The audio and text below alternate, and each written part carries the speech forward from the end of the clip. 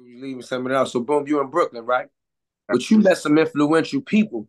The names of like, when people like, for an example, younger people that's in the hip hop culture, the street culture, Don Diva and Fez magazine may have been some of their first introductions to such cultures and history. But Paid in Full may be the top movie for some young people to really think of. They know or get an idea of what was going on in the game. So, Right. in connection and conjunction with names like Jay Z. So I'm gonna just stop with Jay. I'm gonna just stop at Jay Z, right? A lot of times when people talk about his story and they put his story together back in Brooklyn in the 80s and the 90s, they mention different names. But in the book, I wrote a little part in the book when you finally was kind of getting your own thing together. You was doing your thing in Red Hook Projects, and you bought a like everybody, people don't know that the BMWs was nice cars and things. And for a young guy out of Panama, not only did you buy a BMW, you bought a BMW from a hip hop street legend. Did you buy a BMW from Calvin Klein or his brother or something? I bought it from Calvin's brother, Savior. Oh, yeah, yeah. Okay. I had it mixed up. Okay, No, excuse no, me. no, no. I just almost mixed it up myself. Calvin and I, we at that time we never had like no real beef going on, but we never really like kind of like merged too much because he was a little arrogant and I was a little arrogant myself, And when you young and you in that cycle of violence and trying to maintain that street credibility in order to further your business, you don't want to take no prisoners, and he was the same way. But his brother, it was different. His brother he's always been a businessman, and he always had this type of personality that it was easy to talk to him. So even when we were having beefs, like one crew against the other, I could still meet with Savior and try to work that out and do business. You know what I mean? That's the type of dude Savior is. So yeah, my first foreign or expensive car, I bought it from Savior. He was like a collector of nice classics, and he used to fix them up and take them to car shows and all that. And I bought a BMW 318. In those days, I don't even think they make them no more. But in those days, that was like a one of the good ones. And explain the theory of the gate. Like we say, it's a trap house now, but explain the theory of the gate and what level you got into the game of. So a gate in those days is a place where it's more like a apartment or a house or a basement or house, because in New York they have these houses where you could go down the little steps and you're in the basement and that's part of the house at the bottom. So, or in the projects, for example, you walk into the building, you go upstairs. So let me describe what was going on in Red Hook. Let me stick to what I was involved in. Um, so a gate is somebody's in an apartment in the project, and everything is all the transactions are done through the people. So the person who comes to purchase the drugs, they come, they put the money to the people, you pass the drugs to the people. There's a lookout outside the door that's watching the entrance of the building. There are lookouts on the roof, there are lookouts on the bottom, they're armed, they got microphones, they got walkie-talkies, the whole nine, because in those days, and once again, we're not glorifying it, but we got to tell it how it is. It was truly organized crime in a sense, right? Because it wasn't just like people were just selling drugs. It's the manner in which they were doing it, which determined what type of prison system they were going to, right? If you were just a dude on the street corner just selling hand to hand, and wasn't no, didn't take no lot of strategy, no lot of organizing, no lot of, then you didn't have to worry about that. But when you was on that level where you manufacture, where you distributing, where you have things organized, you have armed people, you have counters, you have people who process it, you have people. Now you're on a different level, and that's the level where Ulito and them was on, and that's the level where I went in. Um, my first day, not my first day, like my second or third day, they counted close to 500,000 in front of me, and I never seen nothing like that in my life. So I was at their disposal, like from that moment there, like anything that they needed done, it was done. And when you're young and you try and impress your older homies, and kids that listening to this, they need to really pay attention. You know, You know, when we're younger, we always eager to impress our peers, but you got to be careful about how far you're willing to go to impress your peers. And not only how far you're willing to go, but are you truly ready for what's going to come behind that? You know, back then we used to, and I'm stirring off the subject a little bit and I apologize. But back then I used to look at certain dudes that used to be part of us and say, you know, I can't do this no more, bro. I ain't doing this no more.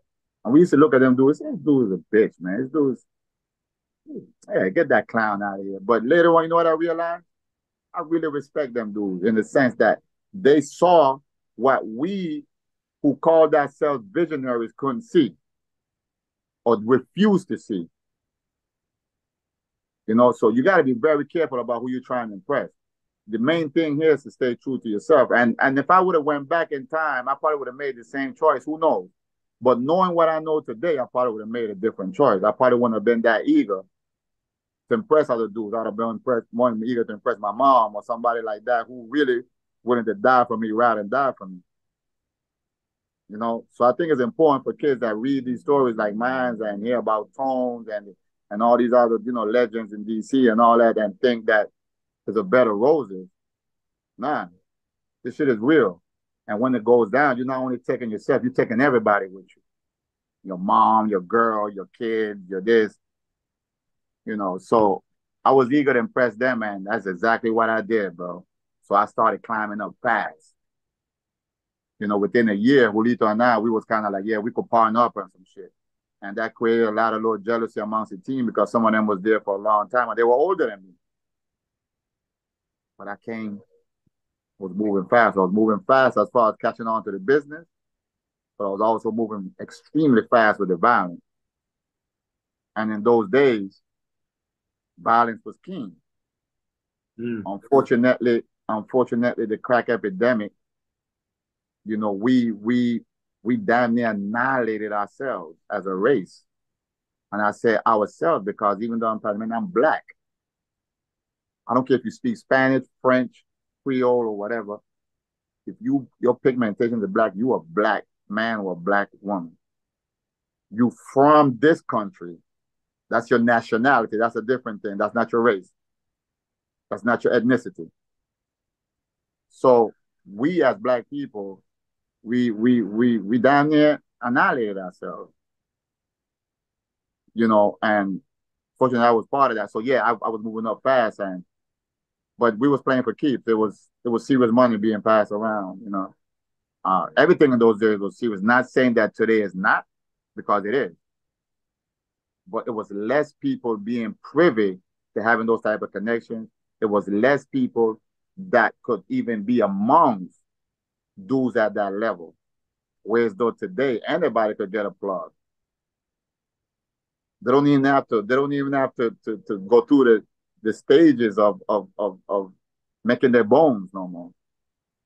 You just come and you get a plug and that's it. You that dude. But when that shit hit the fan, you ain't that dude. Yeah, yeah. Nah, I think Brooklyn for me in that lifestyle in those days was like training ground. That's what it was.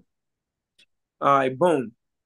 I know the story, but we're gonna skip through it. A couple things happen, you know, this and that. Boom, you end up in Philly. How you get to Philly? I got to Philly, as a matter of fact, through Paco. Through Paco. So Paco was born in Philly, as a matter of fact. A lot of people don't know that. He was born in Philly. Um, his mom, she is an extraordinary woman. Extraordinary woman. And she's from Philly. So that's how I ended up in Philly. I got into a situation in New York where I was compelled to go on the run. And that's the case that I had in New York, and that is because somebody lost their life, you know. And I had to leave. And I could have went to DC because that's where I met Paco's mom. She was in law school over there at the time. But I knew that if I went to DC, it was easy for homicide to track me because everybody knew that I was going back from New York to DC. So I went to somewhere where there was no connection to me. And that's how I ended up in Philly. Yeah. So I ended up meeting a lot of guys that you was in Philly with. So how was Philly? You know, how was Philly for you? Philly, What's that street y'all was on? Dolphin Street? What was that street y'all was yeah, on up there? yeah. I originally went to Dolphin Street. That's North Philadelphia. Okay. I lived in a rent there, and then I started moving around, going to like Logan, and it was between North Philly and Logan. But uh, my first like operation type thing was in York Street project. That's where I met some dudes like Tone and Charlie and Kesey and all these dudes is legends down there in those days. A lot of those dudes went to prison for a very long time. Some of them still are in prison, serving life without parole sentences. Philly was, especially in those days, when you look at the term "the city of brotherly love," that's kind of what it was. Um, very organized too. Very organized too. It's like kind of like a little comparison to Chicago. You know, Chicago is one of the first cities, urban cities, where like organized crime like took place. The inception of it. Um, so Philly was kind of similar like that, predominantly Muslim. Um, I believe they started off with the Nation of Islam and kind of like transitioned into the Sunni faith. So over there was kind of like a little slower pace from Brooklyn, right? Still serious, but a little bit more, less tension and stuff like that. But I already came over there with that mentality, moving past over here the violence and the this and over there in New York, we got to a point where we wasn't just making money by selling drugs. We started taking large quantities of drugs as well, because we were victims of a robbery, right? Where our leader lost like 250,000, and we said this ain't gonna never happen again. We're gonna be the hunters. So, we had the operations going, but I decided we met like big people from the cartel or wherever, and we felt like that wasn't gonna be somebody we work with. We took it. We took it all. And so I kind of brought that mentality to Philly, and I got hot fast. Made a lot of money through the operations. Took a lot of stuff, but I got hot fast, fast. I overdid my welcome real quick over there. And so Paco, from he was a baby, and I'm not proud of this. And I think this is one of the reasons why I respect and admire him so much for the type of father that he is to his son. Because despite of what he went through with me, he found a way to break the cycle. Because some of the things that he lived with me as a toddler was really like reckless. I was so hot at some point that sometimes we had to keep moving from one place to another. I was living a paranoid life where we get a townhouse here and one of the neighbors look at me too much and we got to go. And we're moving, you know? And, Colombians and Dominicans got hits on me and, all type of stuff. And I have this baby and I want to be a father at the same time. That's one of the greatest errors that I think somebody in that lifestyle could make is when you have children and you try to be a father and a gangster. That's a good point. Yeah, it's a serious conflict of interest here. Because at some point, it's like serving two gods, right? Some gonna give. It's kind of virtually impossible to do so unless you're the type of gangster that's sitting in the White House, right? Now, if you're one of those in the White House, you're gonna get away with it, and you're gonna pass that wealth on from generation to generation. But for us, it's different. You're either one or the other, and I know some people might disagree with me, and you're entitled to your opinion. But the reason why I say that is because I was responsible on one end because he didn't need for nothing. I kept him, I changed his diapers, I fed him, I did everything a father should do, but I also put him in harm's way on a consistent basis. To the point where when I got arrested, you know who was sitting in the passenger seat? Paco. Paco was with me when I got arrested. The car surrounded by feds and all type of people, guns all over the place, right? Because I wanted to be a father and I wanted to be a G. So that's what Philly was for me. But like I said, I ran my welcome up quick because I was trying to do too much. I did too much. We made a lot of money, but I did too much where it was just not practical. It wasn't safe for me to stay there no more because Philly is small. So by that point, Paco's mother, like, she was like, I love you, but I gotta go. I can't have my son with this. She was one of the only women that I ever been with when I was in that lifestyle that put her love to the side and put her son's well-being first. And on top of that, when the shit hit the fan, she stood firm. And throughout the decades, she made sure that I had a connection with my son.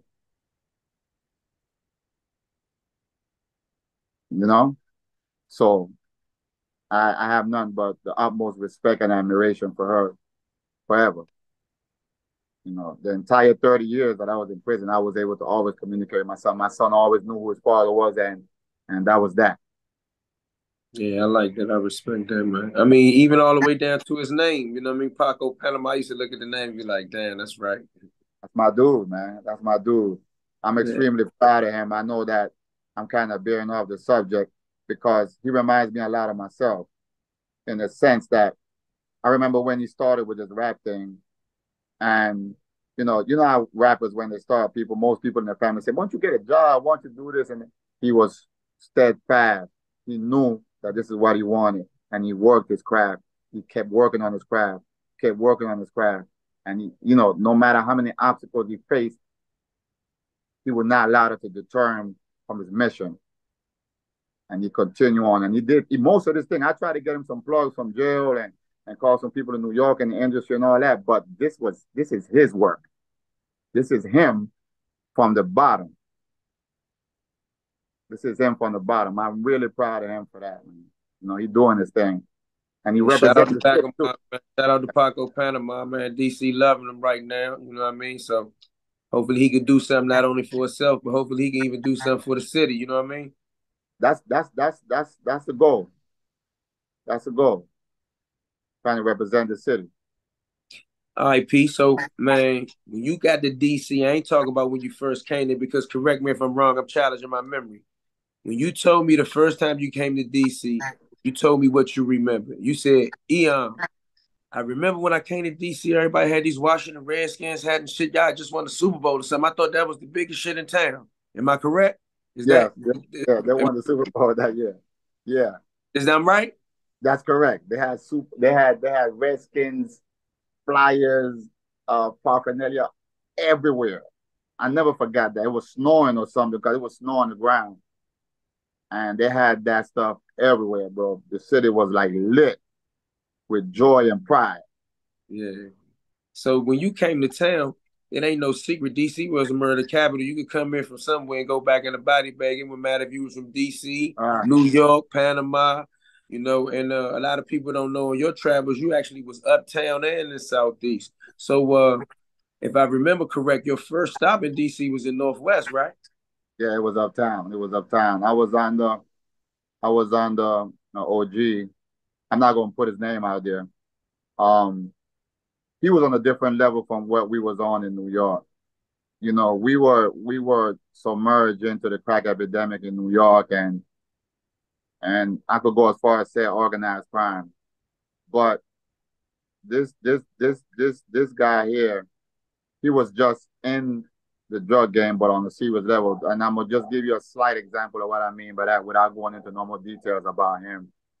He had sent $600,000 to California to get some things done, and in the process, the money got taken and it was confiscated.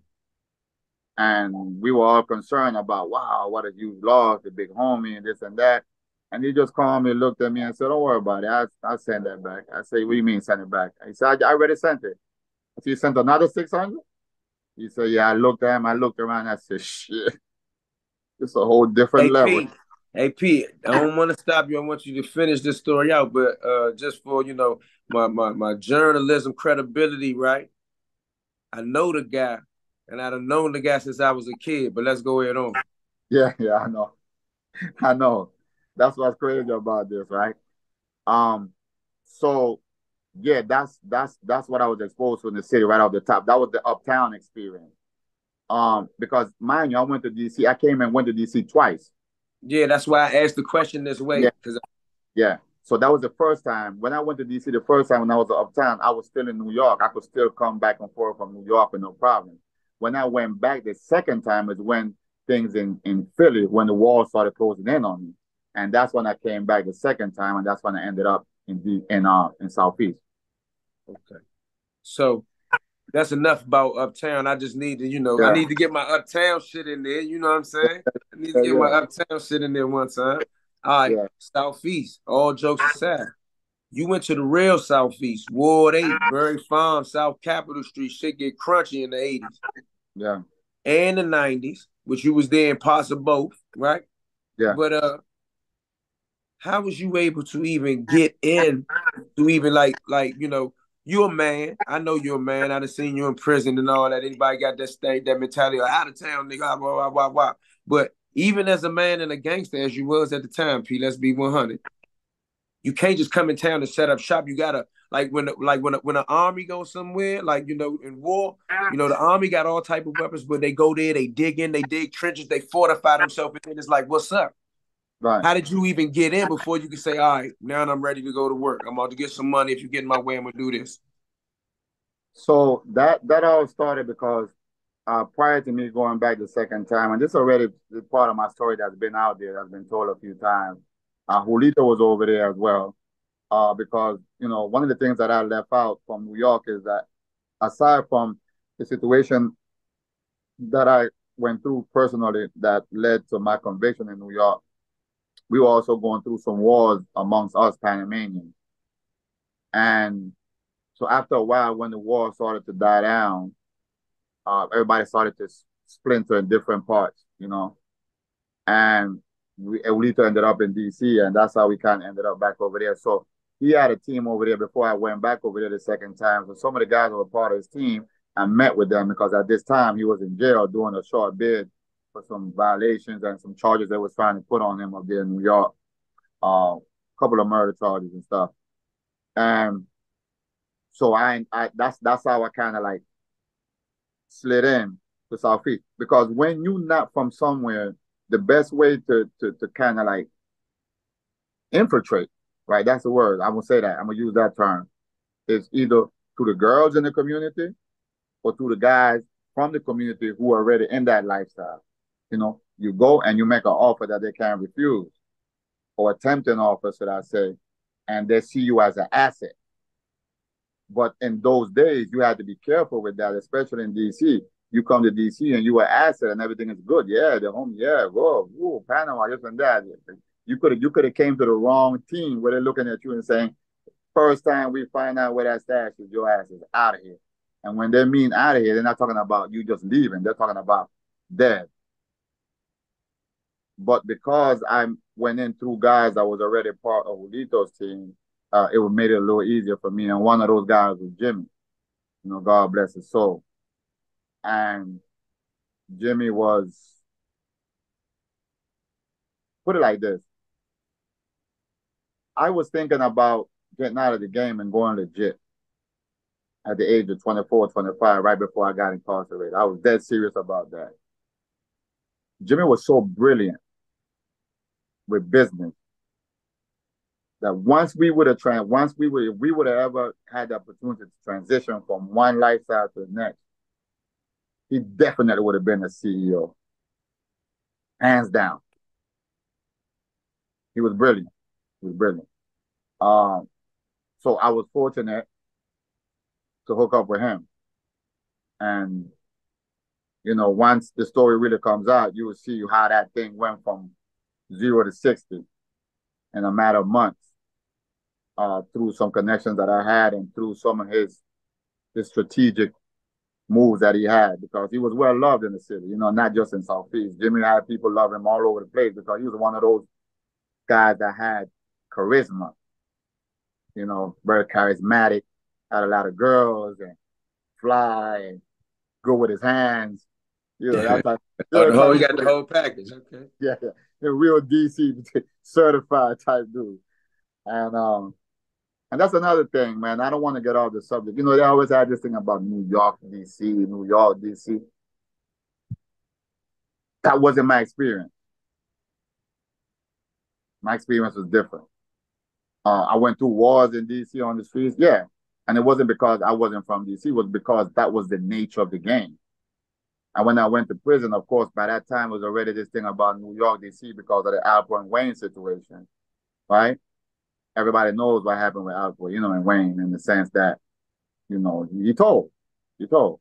He came down there and he presented himself as this certified gangster, this notorious dude. And he managed to get under the wing of one of the most serious dudes down there in the city at the time. And basically, he just used the situation to his advantage because he was never really true to nobody. That wasn't my situation with Jimmy. Jimmy was my man. That was my brother because I never subscribed to that shit about where you from. I subscribed to men and what they represent, what they stand for. And that's what happened with Jimmy. We bond like that because I saw myself in him. And that's what happened. So even in prison was like that for me too. Some people think that when you are out of town in DC, you got it rough. Yes, you got it rough. But even the dudes from DC got it rough. Facts. So that wasn't my experience. My experience wasn't that. As a matter of fact, I created some of the most unbreakable bonds with dudes in DC. I was treated after a while. Of course, I had to like go through the stages, though. I had to go through the different chambers. But when I went through that process, which wasn't easy, I was treated like I was born and raised there. I don't have nothing bad to say about the city. I love the city. I love my dudes up to this day. Yeah. We could start at the jail. We ain't even got Yeah, to before we even go to Lawton. Back then, DC jail was a serious thing. I assume it still is, it is. but yeah, I assume it still is. But back then, it was even more so because you have to take into consideration the following things. At that time and point, is murder capital. So that means there are a lot of wars on the street. And when you went into the system, the wars didn't stop there. The wars continue on. Now imagine me, I'm going into the system. I got into a war in DC behind Jimmy's death. And even though I stood up for him, and even though he was from there and I wasn't, it was still a war and I was still out of town. We couldn't separate those factors. So I was Mm. outnumbered. I was outnumbered. I was in situations where some days I didn't know if I was going to make it back to myself. And that's the honest to God truth. And if you ask me if I felt fear or not, a lot of men would say, no, I ain't feel no fear. Men don't feel fear. That's bullshit. Having heart is not the absence of fear. It's really how you overcome that fear. So yeah, it was days where I was like at my door, my cell door about to open. I said, shit, when they open the door, oh my God.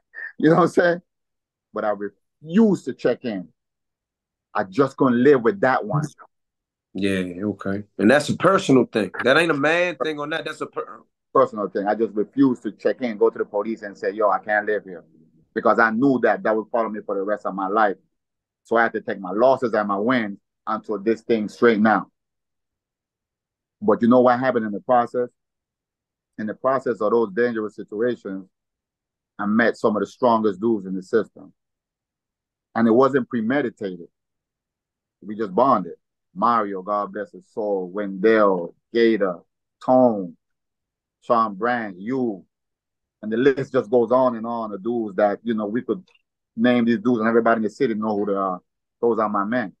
But it took this process for us to come to be, to become brothers because they wasn't gonna just let you in easy like that. And then from there I went to Lawton, and Lawton was at that time to me one of the most notorious prison systems in the country. Yeah, yeah, it was serious. It was serious. It was serious. Um, so I went to Lawton. My experience in Lawton was different because they kept me in behind the wall, and that was because my case was a little high profile. So they never allowed me to go to Aquan and other facilities. I had a little bit more freedom, a little bit more movement. So I stayed behind the wall my whole time. But even there, it wasn't safe. The fact that you were supposed to be in your cell 23 hours a day, that was some bullshit. We was doing everything under the sun in that motherfucker. Yeah. Sometimes I was out my cell more than I was in my cell Right. because that's just the way the system was set up. It was corruption at its highest level. That's why it doesn't exist today. It's not because of the conditions that it don't exist. It don't exist because of the corruption that was being perpetrated at that time there. Yeah, I So think Lord, that's a better answer. I think that's a yeah, better answer. yeah. So Lawton was a whole different level. Then you go from DC jail, which is like, free trial type situation. When you go to Lawton, now you're talking about dudes who have 80 years, 90 years, 100 years. This is sentencing level now. Dudes that may wake up today and say, man, I might never go home. I don't give a fuck.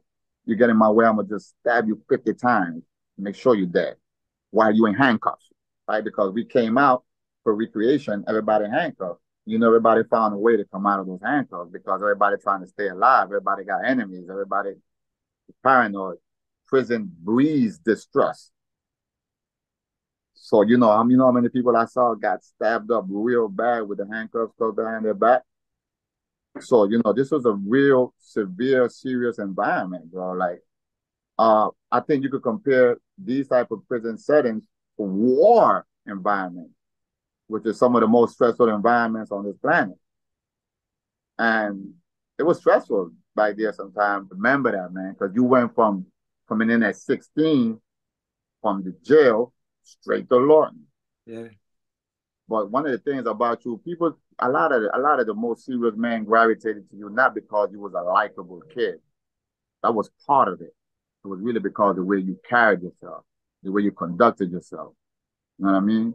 And you talk about the system, how they throw juveniles and adult system, man. That could go either way, man.